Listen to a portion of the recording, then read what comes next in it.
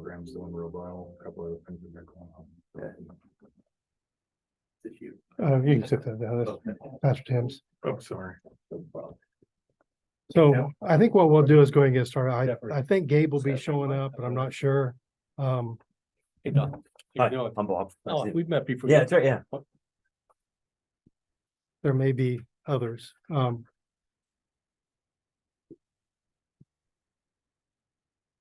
So first off, my initial concept was we have a leadership team, and I think that's wrong. I think it needs to be a team with a vision. And let me kind of explain a little bit about why I'm saying this. First off, where I can actually control things here.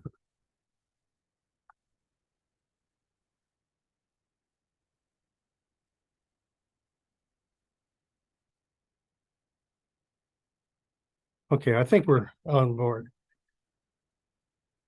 Still doesn't let me control it. There he goes. Okay. So first off, think about a vision for just a second. I was around when there was lots of different things going on with computers. Companies like K-Pro, Northstar, Commodore, Radio Shack, Gateway, and the list goes on and on and on. And those companies really are not really done much today. They've kind of disappeared and gone at wayside. And you think about that for a second. There's one company that has an Apple. And think about that for just a second. Apple doesn't do things the way everybody else does it. They make it quite well known that they are there to do something to change the world. They want to think out of the box. They want to think different than everybody else. They're different than everybody else. And by the way, they've hired the same engineers that work for all these other companies, and they call that how they're doing it.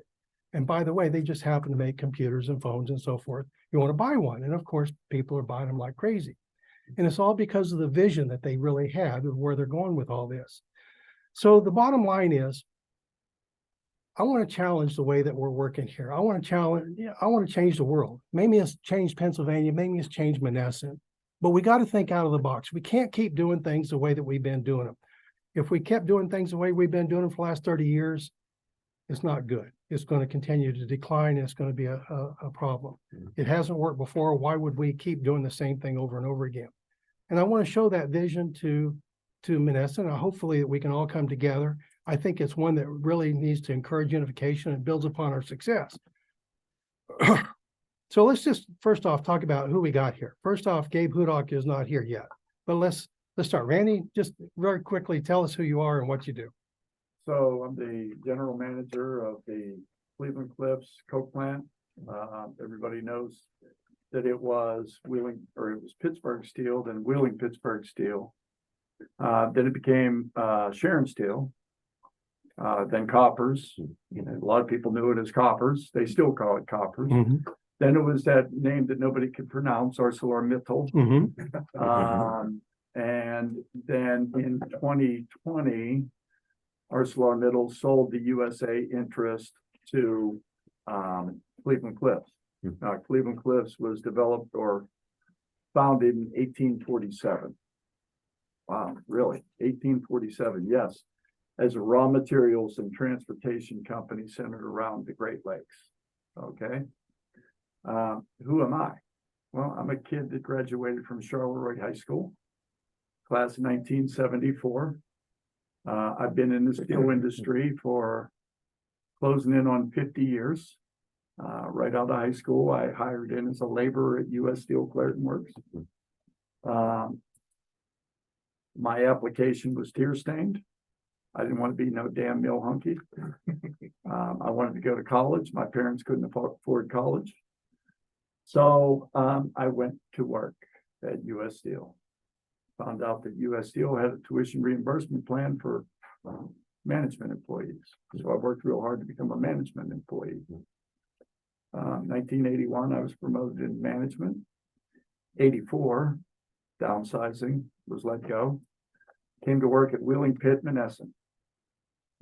Worked here for a couple of years. I was laid off more than anybody else in the plant because I was brand new manager. And they laid off management right off the bat. I gotta do something else. I went different way. That didn't work out. US Steel realized they couldn't live without me, hired me back down there. Went there, worked there from 1988 through 2004. 2004, I took an early retirement, went to Guardian Fiberglass, Albion, Michigan. Found out that those folks interviewed real well, but they were a terrible company to work for. Went to AK Steel after them. AK was worse than Guardian Fiberglass to work for. And then I hired on with ArcelorMittal, first in Burns Harbor, Indiana. Then I moved to Columbus, Ohio. And my wife told me one day, hey, you know, they're looking for a plant manager at a place in Pennsylvania. ArcelorMittal is. Really? Where's that?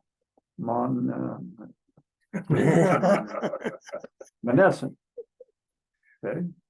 And I put your resume in for that job. Oh, there you go. And my wife was from Houston, Texas, and she hated the Pittsburgh area. But I hated the job that I was working in Columbus and the guy that I was working for. And this brought me back home. So I got promoted to come home, long story short, and I've been here ever since for 8 years. Very good. Very good.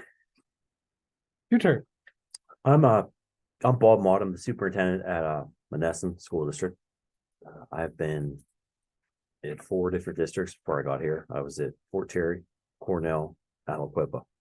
I have about 23 years experience in teaching, administration.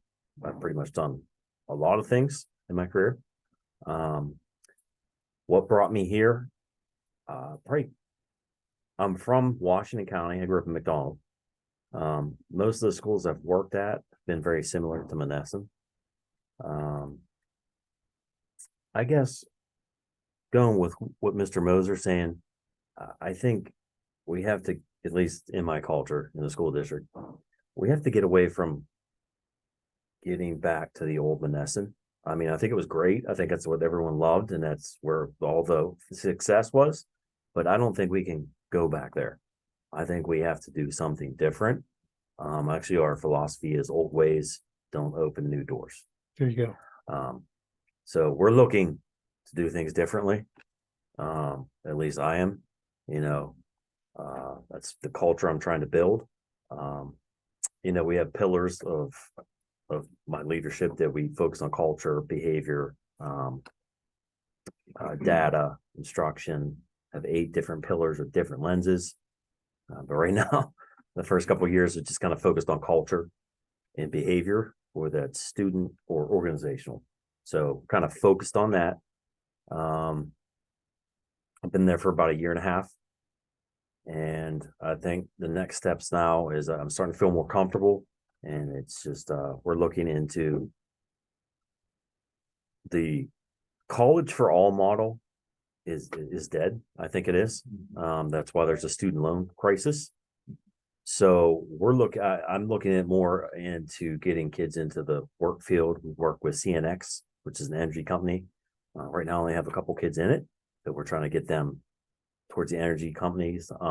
They work with other companies like UPMC. They can get right out of college making a lot of money. We're working with another district. We're actually a hub for River Valley School District, where they have a STEAM academy, which they focus on cybersecurity, e-gaming. We're trying to get all that within Monessen. But it's not going to take like 6 months. So the infancy stages are there. We're trying to get grants to get money for the equipment. I just need buy-in. So that's kind of where I think we are. And with Mr. Moser and I've met, we have to do things differently. I mean, the old Monessen was great. I mean, thriving, but I just don't think it's that type of world anymore. I think it's an industrial age school back then, which was great, but we need to form an information age school if we want to survive. And to be honest, if we don't get there, I think we would have to merge with other districts to create that vision. And I guess that's where I'm at right now. Okay. And that's why I'm sitting here. Well, I'm not next. Jeff, you're next on this thing. Jeff and Brescia. I'm a high school graduate of Monessen. Been pretty much a resident of Monessen my whole life. My background, I graduated from IUP in business and accounting, economics and math. Went on for my master's degree at Robert Morris in taxation. And I'm a certified public accountant, which back in the day, I started my own practice and grew it to where I couldn't do it anymore and sold it. I worked in industry for Consol Energy, DuPont and Conoco. And we had family roots, and family meant a lot to us. So I gave that promising career to buy a rundown business school called Douglas School of Business Inc., which was a business and secretarial school. And if I'd have stayed the course of yesterday, there wouldn't be no Douglas Education Center. Just a short story in that I was looking in Pittsburgh Business Times, and every week they rank certain sectors of business top 25. And I'm looking at all these, and I mean, Douglas is, if it went to 500, Douglas wouldn't have been on it. When I bought the school, it was one building, 5 employees, 45 students, and it was business and secretarial. The head of the 25 was the Art Institute of Pittsburgh, and everybody else under it was business and secretarial. And so, you know, you had a exit because it's steel plants back in the day were closing down. Youth were leaving. You know, they sit here and there's so many followings of Pittsburgh Steelers all over the country. It's really not followings. People were transplanted that had roots here. You know, that's the way that worked. So I, by the grace of God, I met somebody that introduced me to Tom Savini, and I took a leap of faith and put in a special makeup effects program, which nobody had in the country. Not at the level I had, was an associate degree. And we quickly became the premier special makeup school in the country. And we came back with Tom Savini, George Romero, who is Night of Living Dead. We put his name on a film program. People thought I was nuts back then. They were going like, you're going to compete with Hollywood and California and Monessen. And, you know, I can remember, and I still have people come to me and say, you know, back when it was a business secretarial school, you had to dress up. Guys wore suits or ties, and women wore dresses and everything. And, you know, that wouldn't buy in today. And, you know, I had to change the name to Douglas Education Center because the film and movie industry and creative, they didn't have business, didn't know nothing about it. So we expanded from special effects to the film, to various cosmetology programs, to massage therapy. So we have a section of programs that are called creative, and those creative programs are leading people from all 50 states and before COVID coming in, living in this town, which created another company, Boss Development, that I have a real estate development company that has probably 30 buildings, houses that where students come and live in. So there's a campus going on, as you're seeing, where these people are coming in and patronizing the businesses that are here. Then we got into the creative, or into the skilled trades. We got into truck driving and heavy equipment. We were in natural gas, but that kind of fizzed out as the progression into natural gas. So we really got a good cross section, and we're always looking for, you know, other programs to bring in. But, you know, the end result is the back end drives the front end. And what really blows my mind is that the colleges and universities have no accountability. They rank those colleges and universities, and don't get me wrong, there's some of them are doing a lot of good things, but as you indicated, Doc, it's not for everybody. No. And you know, it was a bad word if you didn't go to a 4-year institution back then. But, you know, I meet truck drivers that it's a 210-hour program, and I'm seeing my students, and average is about 65,000 starting in 7 weeks. I've seen graduates working for companies like Halliburton, run down about 120 a year at age 27. And it's mind boggling, but you know, you could pick up any Netflix course, you could look at all your major motion pictures. There's Douglas graduates working on all of them, so we've been blessed. We changed a lot of people's lives, and it's been good. And the interesting thing is that when they first came here, we got a lot of them, you know, been blessed in our enrollment, but how many did we lose because of the town, because of all this? And, you know, I gotta commend current administration for tearing some of this blight down. But, you know, these students, one thing that people don't realize is the people we have here. A lot of these kids are coming from transient areas and they don't get to know people. You know, they break down or whatever, you know, there's somebody willing to help them and all that. And, you know, they come back. Savini's been, this is our 24th year of Savini. And they still come back here to visit because of the lifelong relationships they've built here. And people don't realize, you know, what really is going on in the Mon Valley and in Monessen. So. My name is Tim Bergen. I'm a 1977 graduate of Ulysses Ford and worked at U.S. Steel. I've been a fourth generation mill hunk, but worked at U.S. Steel for the summers to pay for college. My dad worked at U.S. Steel, so I was one of those kids that got to work on the batteries. Joy in Clarton Works. Nothing better. Yeah, but it was good. I mean, where else could a kid make 45 grand in 3 months? You know, to pay for school, and did a lot of hard work, but it was a good thing. Went to Penn State, got 3 degrees in there, worked in Christian television for 32 years. I had produced a television show that was seen in 300 markets across the US and around the world. Produced over 7,000 television shows in my career there. Worked with Mitch Nichols, your buddy. Dr. Nichols, yeah. Mitch and I are good friends for a long time. But part of my job there was to deal with our international outreach. I oversaw about 40 different orphanages around the world. Traveled into 100 countries, mainly developing nations and third world nations.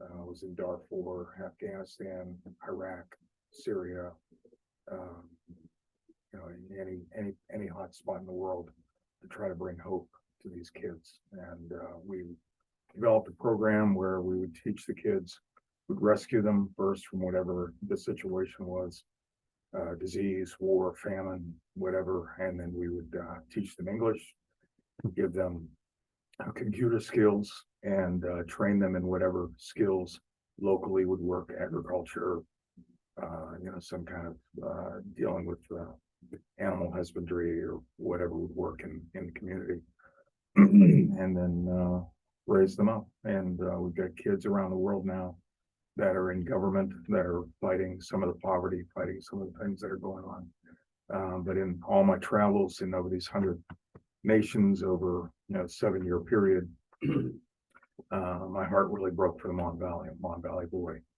And just knowing what it was like when I was growing up as a kid and compared to what it is now, just broke my heart, and just wanted to bring hope to the Valley.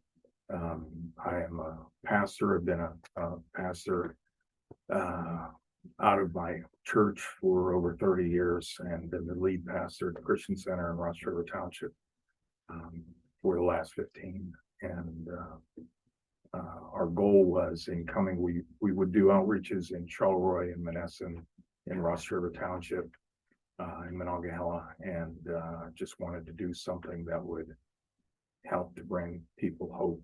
And the TV show that I used to do was called His Place, and it was a cafe that people would come in, they'd sit and talk, and so that's what we did. And now we've got the building down here. We've got a robotics program and a gym. We're working with Catholic Charities, if this comes off, to get a program where kids can get 5 certifications in IT, and within a 12-week period, and they got to be 18 or older, but they can earn starting salaries for those positions are 60 to 65,000 a year.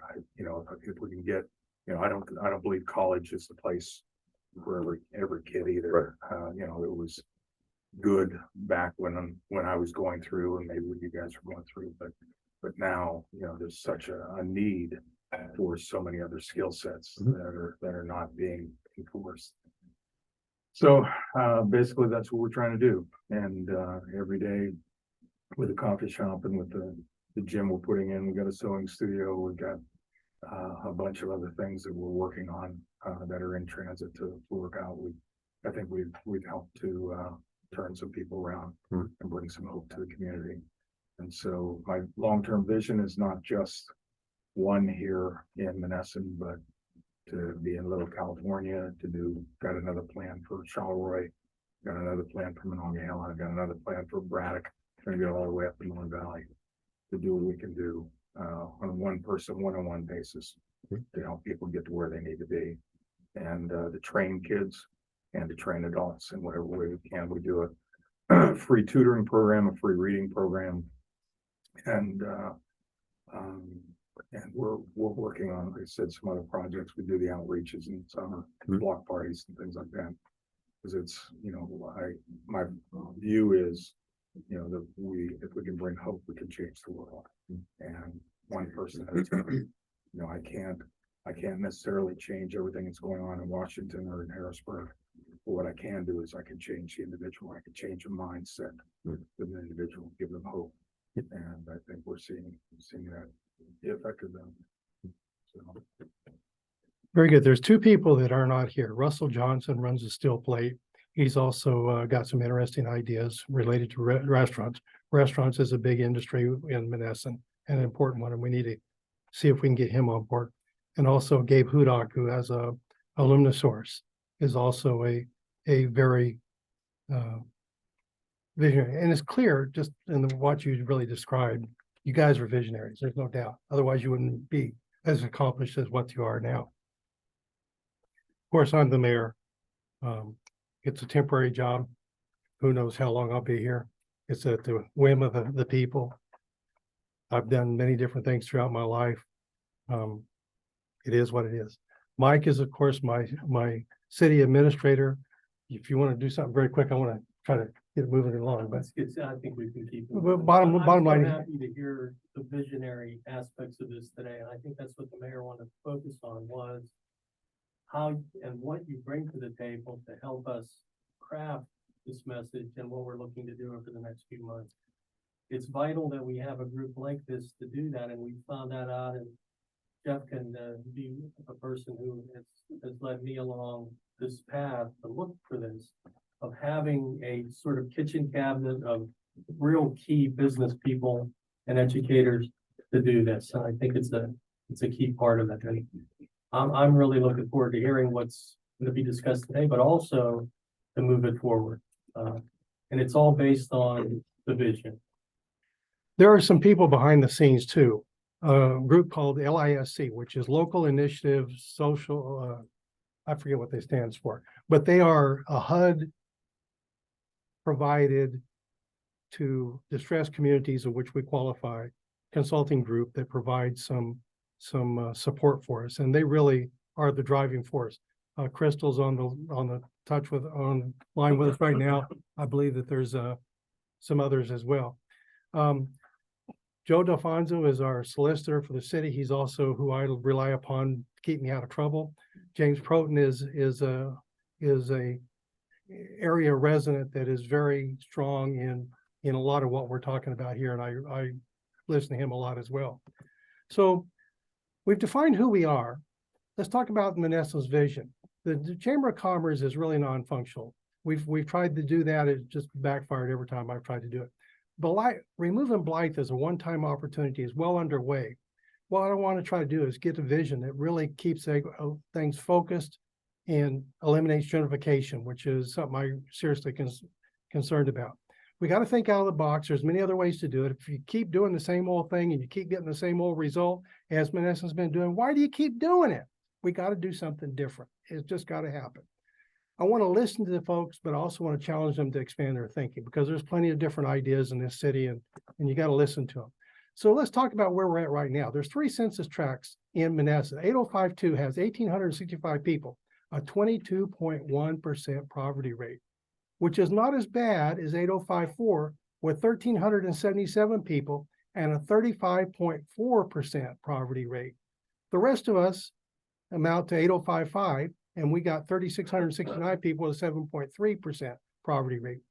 That gives us a total of 6,911 people, and that's the latest estimate by the U.S. Census.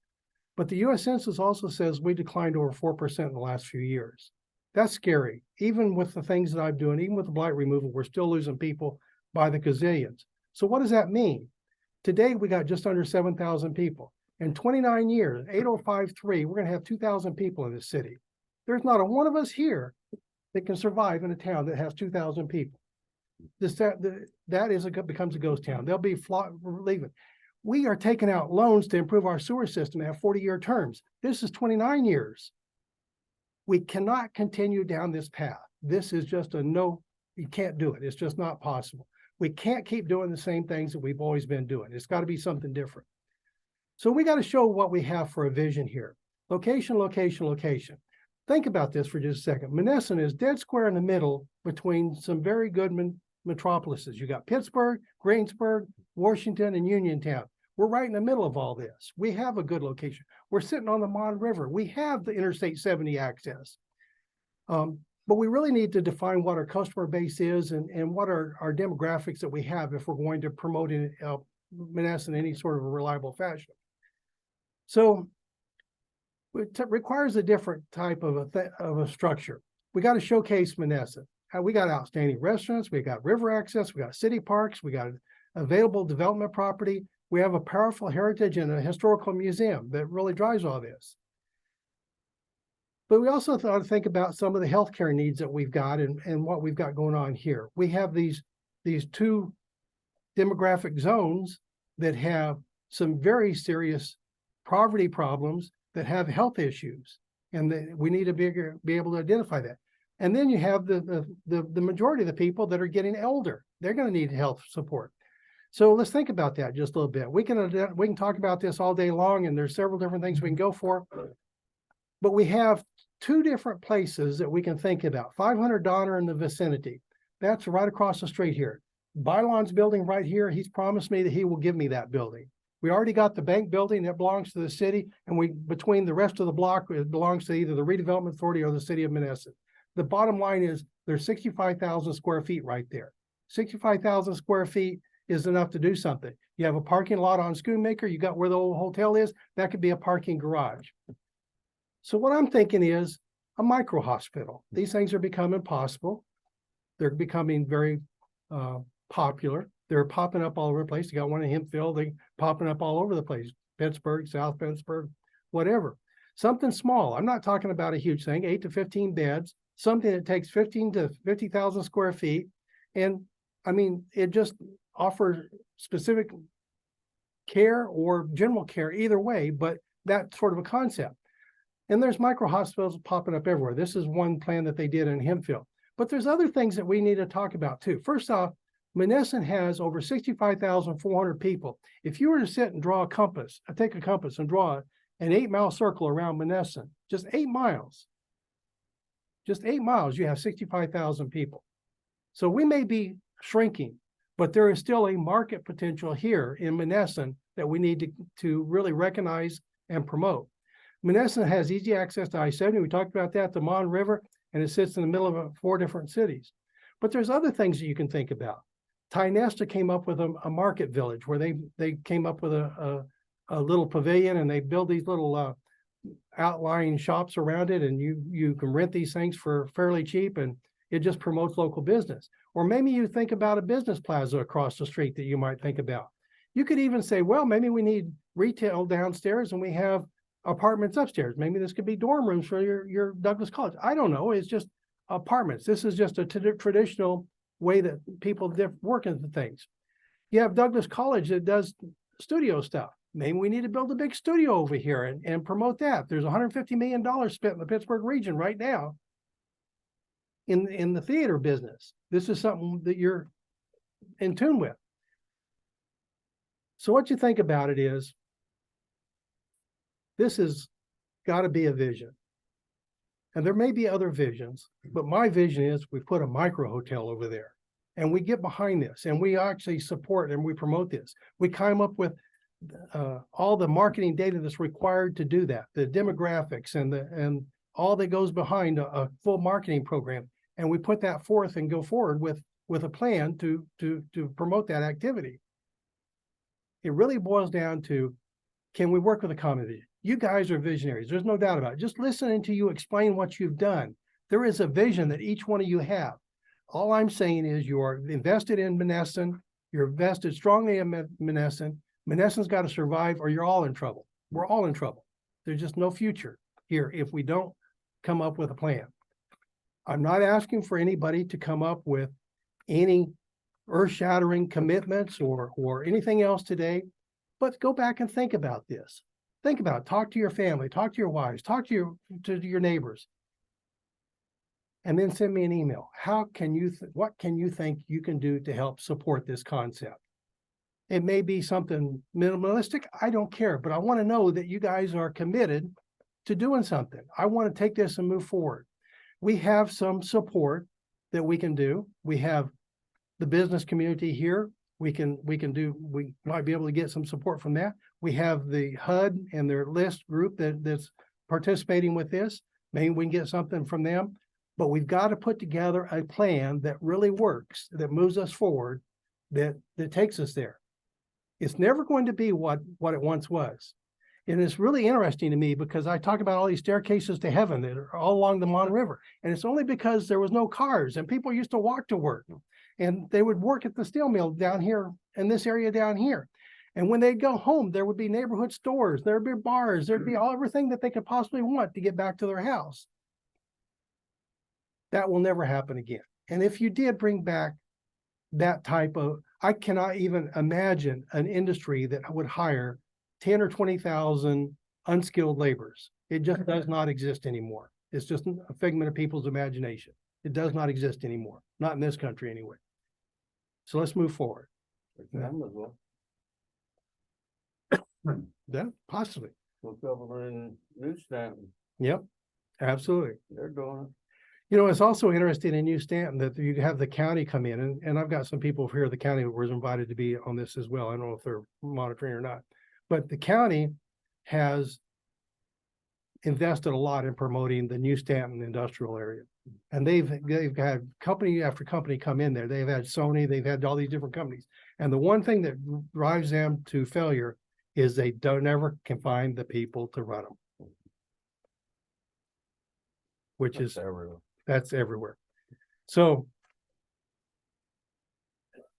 I don't really have anything else. I would ask that if you want to talk about this some more, I'm all ears. But more than anything, go back and think about this. How can we work together to promote Monessen to make it a better place? And that's what it's all about. I think I've got the right people involved. It's just a matter of whether you have the time to do it. I know you have the interest to it, because if you don't, your vision falls apart. Not necessarily. Well, you can end up with a Douglas College here and no town around it. Don't matter. Okay, well, maybe it doesn't, but I would hope that it's important. Oh, it is important to me, but it's not important to my business because You're pretty unique. I know that you yeah. lose all people, you don't have a school. Yeah. You lose all the people, you don't have any Well, support, but you have most of your people working from out of town A anyway. lot of folks that work down there come in from out. Now, stand with me. there are opportunities for people here, Mhm. okay? They have to be able to pass 2 tests. First test is a basic aptitude test. And the second is a drug test. Hmm. And that's where a lot of them fall short. Right. Mhm. And I mean, that's everywhere. That's not just Monessen. That's not just the Mon Valley. Yep. Right? That's everywhere. You can start down there for $65,000 a year. Minimal overtime. Less than semi-skilled folks, we teach you everything you need to know. Now, if you can get the folks like, well, let's say you had an electrician. You can hire them and they could probably make 75,000 or more, right?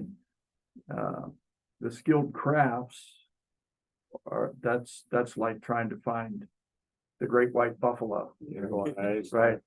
That people don't do that. What skilled crafts do you need for the plant? For the plant is electrical and mechanical. Yeah, can you burn and weld? Can you pass? Do you know a little bit about hydraulics, blueprint reading, that type of stuff? There's somebody I might want to send your way. Okay.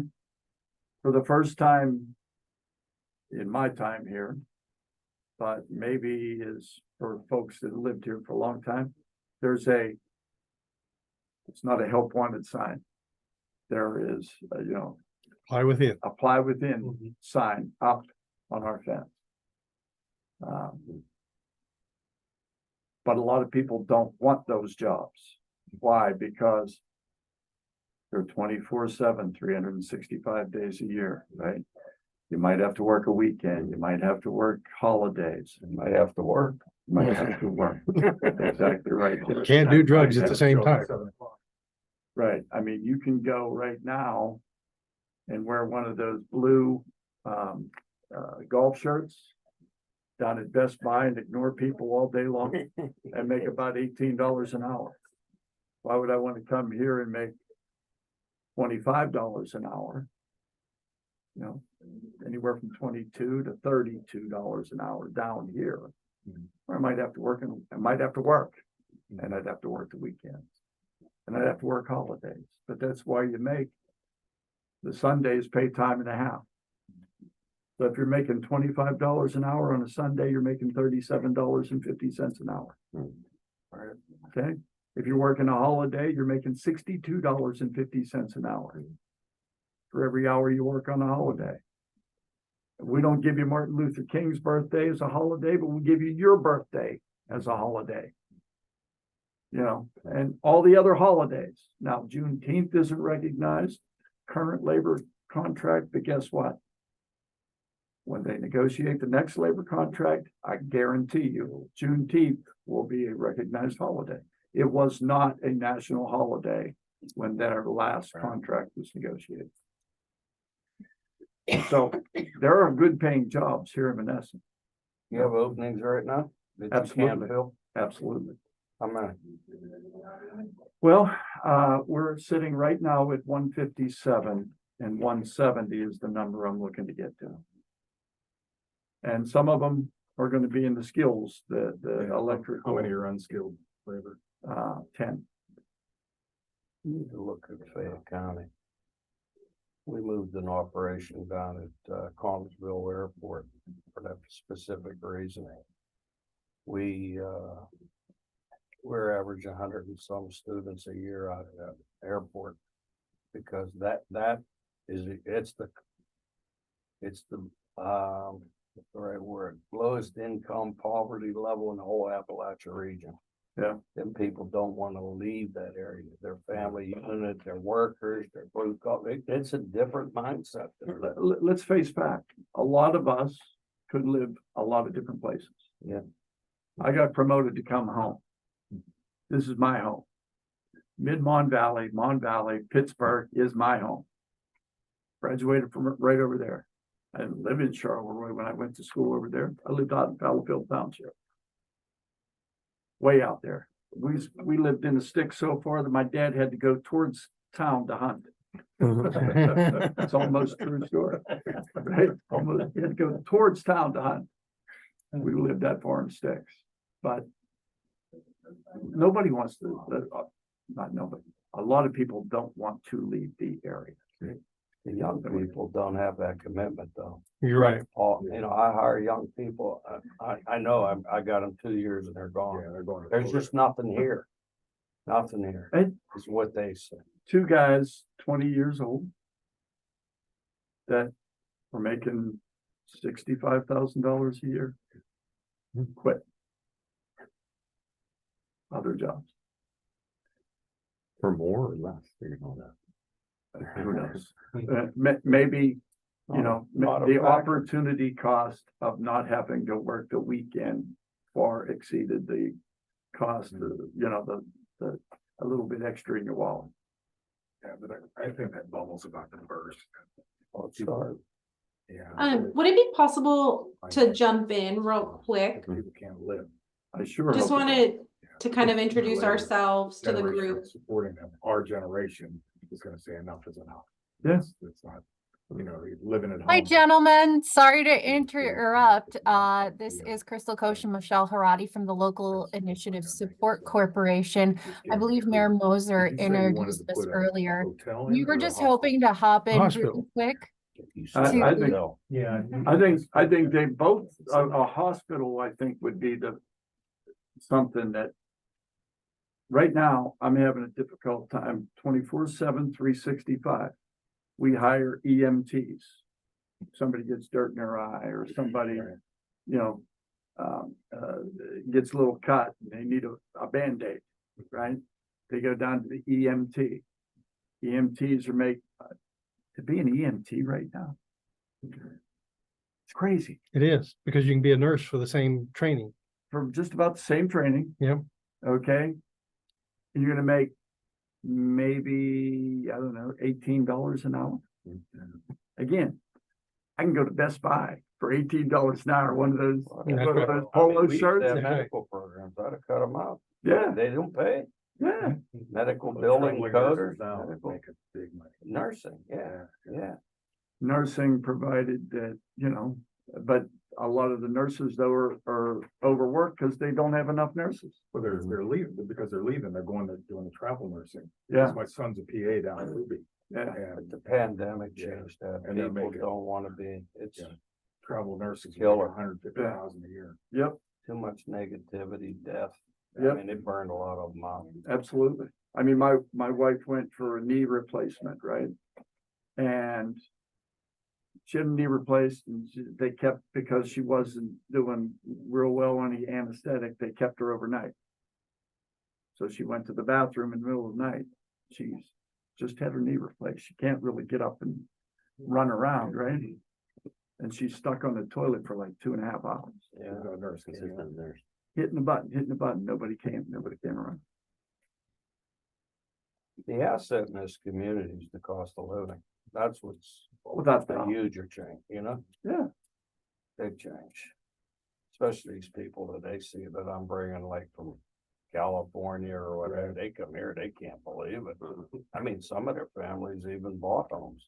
That's why in we're the giving area. our coffee prices down. That's it, that's it. I mean, to think about it, you go to some of these cities, right? And to get a small apartment, you're talking $2,000 a month, right? Easy, Oh, yeah. very easy. Hell, it more doesn't than even that, have- and they're it doesn't living even- like sardine, like And, 12 and of it them. doesn't even have to be a nice, Video for me. No, there's Right. nothing nice about it. yeah, nothing nice about it. No, you Your- get them, your view towards is- them, Your Better view than is of that wall there, right? yeah. Well, that's Swissville. Yeah. That's Oakland. That's, it's easily. And don't go outside. Sorry, don't go outside in Charlotte. Not anymore.